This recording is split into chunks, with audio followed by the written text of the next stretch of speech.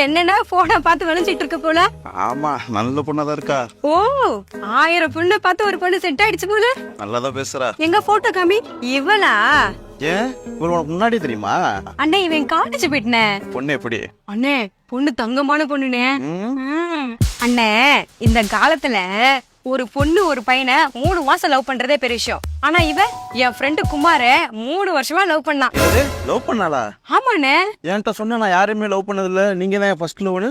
அதெல்லாம் எனக்கு தெரியாதுண்ணே. ஆனா அவ பாவுனே.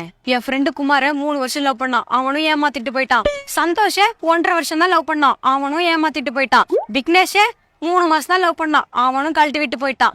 கடைசியா நீ வாழ்க்கை கொடுக்க போறனே. ஆனா ஒண்ணுனே, அவ ரொம்ப பாவுனே. அவன் லவ் பண்ண எல்லாரையுமே உண்மையா தானே லவ் பண்ணான். உன்னையும் உண்மையா லவ் பண்ணுவானே.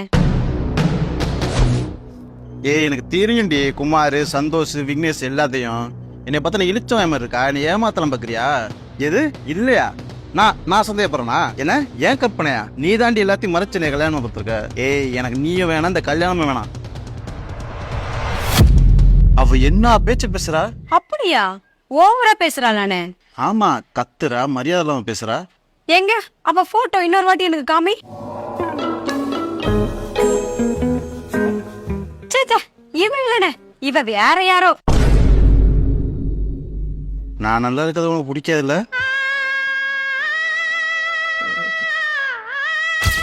எனக்கு நீயும் வேணாம், இந்த கல்யாணமும் வேணாம். நான் குமார் அவசரப்பட்டிய